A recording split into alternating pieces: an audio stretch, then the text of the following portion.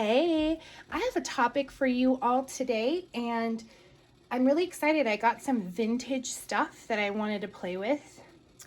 And this is not the little girl that we're going to be messing around with today on this video, but she was already here, so I thought I'd show her. This is my full body silicone Eevee. That's what I call her, but she's actually the Tyler sculpt by Lucia. Oh my goodness. What is her name? I have to look it up. I will put it in the description in case you're curious. But she is an amazing silicone doll. In fact, let me show you how realistic her sculpting is. I've never seen this on another doll.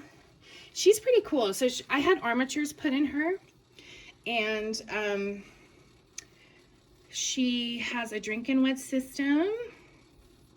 And her drink and wet system, I haven't personally used it, but it's so funny. The artist that made her did a sample video of the drink and wet working when she was a blank sculpt, and it was so funny. She poured water in her mouth and it just it's just like, it really looks like peeing. It's not drizzle, it's full-on stream. So a drink and wet is basically, in case you didn't know, is where they put a tube in the mouth. She's got a big mouth. Let me show you. It's huge.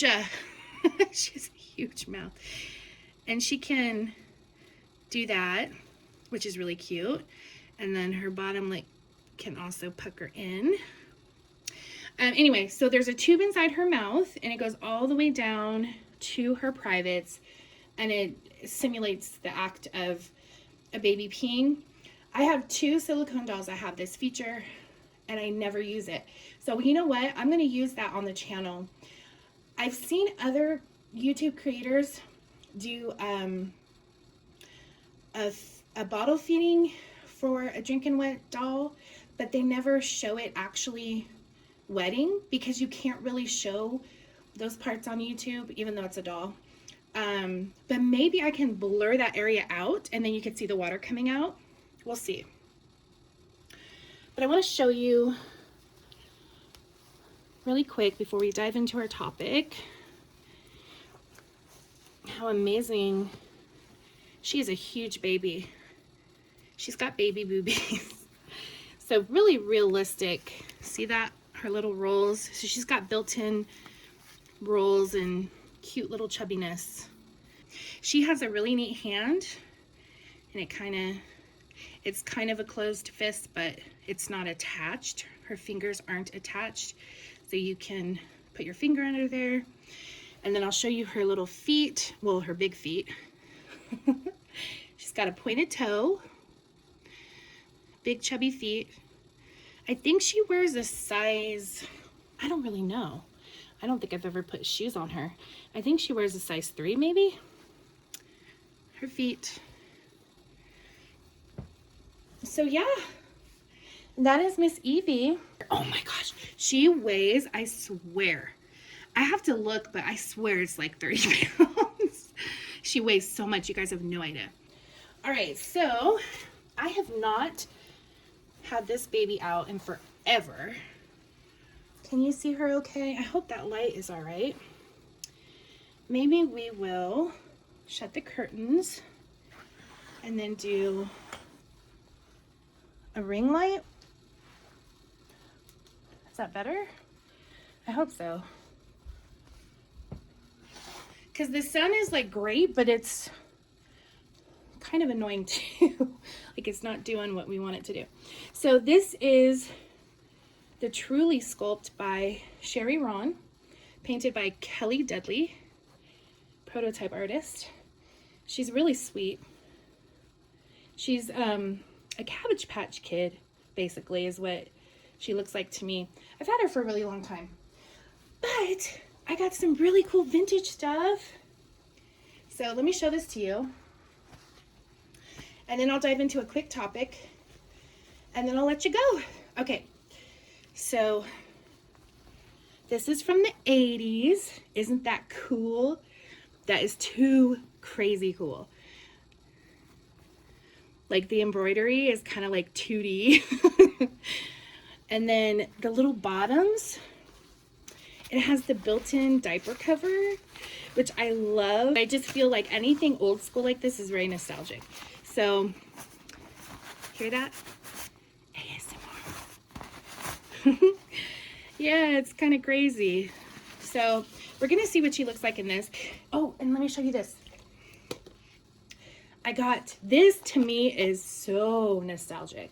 This was my favorite bottle when my babies were little. They don't make them anymore. It's the Playtex drop-in is what they call it.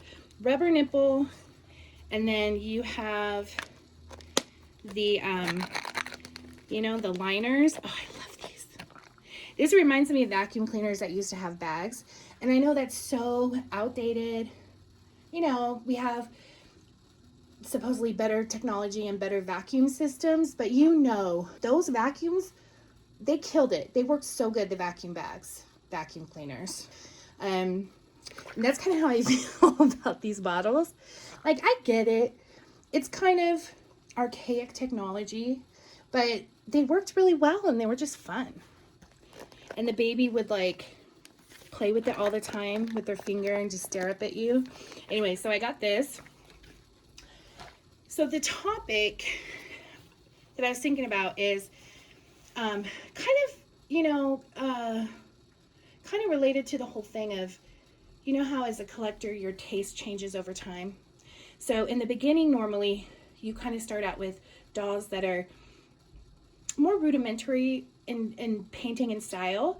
And of course you're finding artists that, you know, you think the doll is incredible, but then as you grow with your taste and noticing things in this community and some of the artists and their amazing talent, you kind of like start graduating towards more details on the dolls and some more techniques and so, you know, towards prototype sort of artistry. And maybe we don't always get to a prototype artist or prototype dolls, but we kind of start graduating towards that, you know, in terms of what we really like in our collection. And so it made me think, you know, as in my journey as an artist, I had some customers who were, oh no, there's a button missing, which is totally fine. Oh, the buttons are missing on this. Okay. I didn't know that, but I'm not like mad about it because I don't sew, but my mom can sew buttons. So I'm going to actually take this to my mom's house. And then this one's missing a button too. Okay. So we have, you know, this was a used vintage outfit from the 80s. I'm surprised it's in the condition it's in, meaning it's relatively nice and new and stain free. It's got some missing buttons, but if that's all that's wrong with it and a little bit of discoloration in the diaper cover after what, 40 years, that's not too bad. So anyway, I was, you know, I'm thinking about my journey as an artist. And I had some customers who were very, very loyal to me in the beginning, and they bought from me over and over and over. And then I remember thinking, oh, wow, I wonder what happened to this person. You know, they're not actively buying from me anymore. And I think what happens is customers kind of graduate towards the next level. And if you as an artist are not catching up with that, which is really hard to do because honestly, customers or collectors, I should say, they change their taste rapidly. What you think, you might get a doll in the beginning of your collecting, and in 2 months, that doll is just not your style anymore. You want something more real looking, more this or more that, or maybe you were getting bald dolls or painted hair and you wanted to try rooted hair. You know, you kind of graduate. And I know rooted hair isn't technically a level up from painted because there's amazing painted hair. And I know tons of collectors who are very high-end collectors. They get really expensive art dolls from really well-known artists, but they only prefer painted hair. So painted hair can be an absolute high-end feature. But I guess what I'm trying to say is just in terms of realism and details and painting style and all of those things, you kind of rapidly want better, better, better. Artists, we graduate with our style and our techniques and we get better and better and better. So collectors, I've noticed, and you know, me included, just within months, our taste is like wanting something next level. You know, we want the next level up. We want something even better, even better. So I think it's really hard for an artist to keep up with the collector's desire to have that next level painting, right? Because it takes an artist quite a long time, little by little, to elevate their painting style and get better at their craft. So my question then becomes, have you outgrown your Reborn artist? The one artist that you can think of that you always went to. It was your go-to artist. Not only did you love their work, but you just loved the person, and you were just really comfortable and confident with getting dolls from them. So yeah, I'm just wondering if you've ever thought about that. Like, if you had an artist, I should probably steam this. I was just really excited to try this on, but it has some work that needs to be done with it. So I'll wait until we get buttons on it. She looks so cute. And she has a very old school kind of look to her. So I thought the vintage would be really cute. So yeah, you know, that's what I'm thinking about, is how we kind of outgrow our favorite artist. And I don't think it's bad to say one artist might be a little better technique-wise than another, because it's just true. No matter how good I get, there's always going to be a better artist than me. And that's kind of the fun part of this entire hobby for artists, is that we always have to be driven to improve. There's always new techniques. There's always new ways to exhibit our painting. There's new ideas that other artists are doing that's catching on. There's always improvement for rooting, everything. So we're kind of driven to constantly work towards that. And I think that's kind of neat.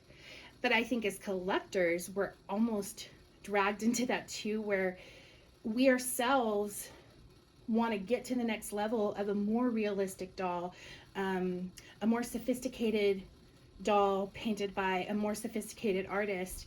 But we also have those pressures too. Like, artists have pressures of improving because other artists are doing so well, but collectors kind of get pressured into having that next better doll, because so many collectors quickly have their collection sort of turn a little bit more towards a higher end spectrum.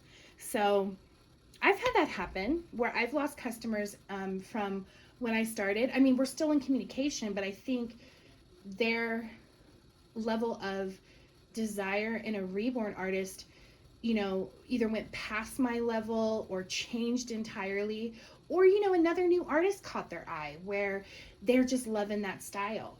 I used to have customers that wanted all their dolls to be from me because they kind of wanted them to be, you know, quote unquote siblings and just look like they're painted from the same artist.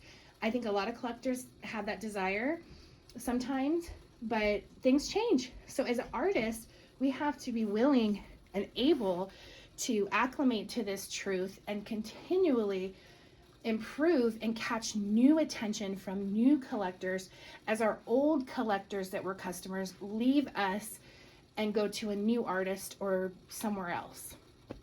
So let me know what you think about that if you're an artist or collector.